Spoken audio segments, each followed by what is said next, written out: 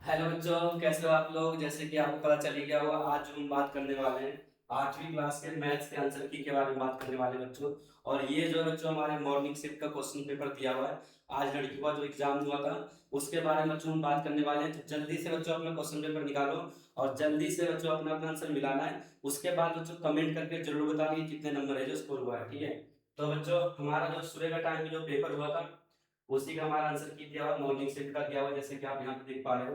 तो जितने बच्चे सुबह पेपर दिए थे अपना अपना बच्चों आंसर जरूर मिलाना है। और आंसर मिलाने के बाद बच्चों उसको है जो कमेंट में जरूर बताने कि कितने मार्क्स आपके आए, ठीक है। तो बच्चों सबसे पहला हमारा क्वेश्चन आता है इनवर्स करना है बच्चों। इसका जो पहले का आंसर है हमारा 3/2 है, यानी कि 2/3 है। ध्यान से देखते जाना बच्चों। 100% करेक्ट आंसर है बच्चों, ठीक है। इसलिए कंफ्यूज होने की जरूरत नहीं है। उसके बाद बच्चों क्वेश्चन नंबर सेकंड बच्चों, ये जो हमारा रेक्टेंगल हो गया, यानी कि डी आंसर हो गया। क्वेश्चन नंबर थर्ड बच्चों, इसका आंसर हमारा बी हो गया। ध्यान से देखते जाना बच्चों, मिलाते जाना है, ठीक है। उसके बाद क्वेश्चन नंबर फोर बच्चों, इसका जो आंसर हो गया 15.625 हो गया, ठीक है। उसके बाद क्वेश्चन नंबर फाइव बच्चों, इसमें क्या करना है, प्रोडक्ट करना है। प्रोडक्ट का मतलब बच्चों हमें गुना करना है। अब गुना में हम जानते हैं कि क्या करते हैं, पावर जो होता है मल्टीप्लाई मल्टीप्लाई हो जाता है, सॉरी पावर जो होता है बच्चों जुड़ जाता है, ठीक है। यहाँ पे पावर 2 है और यहाँ पे पावर 1 है, 2 है, कितना हो जाएगा बच्चों, 3 हो जाएगा। ध्यान से देखते जाना।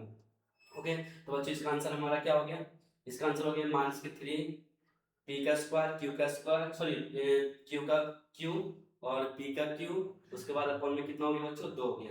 उसके बाद बच्चों क्वेश्चन नंबर हमारा 5 बच्चों, इसका जो आंसर है 10.5 मीटर स्क्वायर दिया हुआ है, यानी कि सी आंसर हो गया। उसके बाद बच्चों क्वेश्चन नंबर 7, इसका आंसर हमारा ये हो गया, यानी कि 20 हो गया।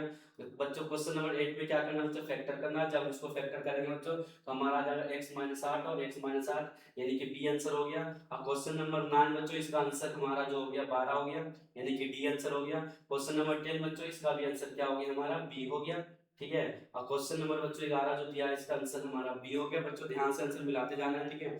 100% बच्चों करेक्ट आंसर है, इसलिए कंफ्यूज होने की जरूरत नहीं है। अब क्वेश्चन नंबर बच्चों हमारा 12 हो गया, इसका आंसर हमारा क्या हो गया बच्चों, डी हो गया।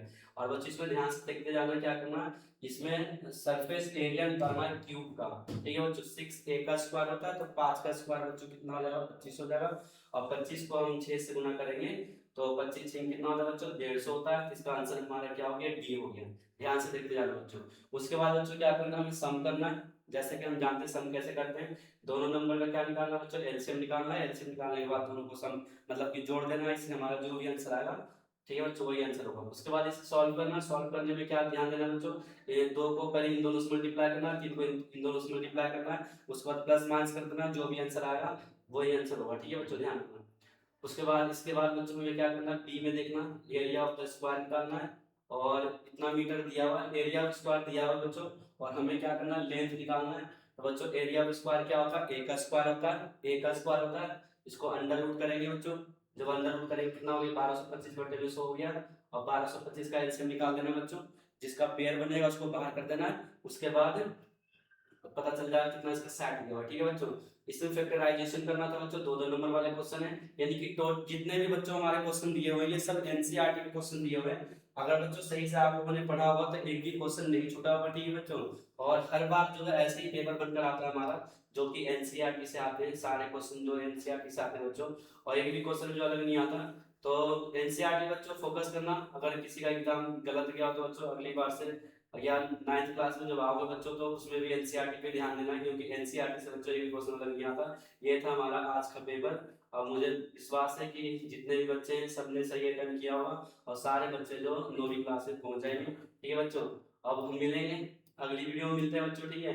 अगला एग्जाम जब हमारा अगला एग्जाम होगा उसमें हम बात करेंगे कि किस तरीके का बच्चों पेपर है जो बनकर आता है। और कमेंट करके बच्चों जरूर बताना कि आपके कितने नंबर आए। वीडियो देखने के लिए बहुत बहुत धन्यवाद।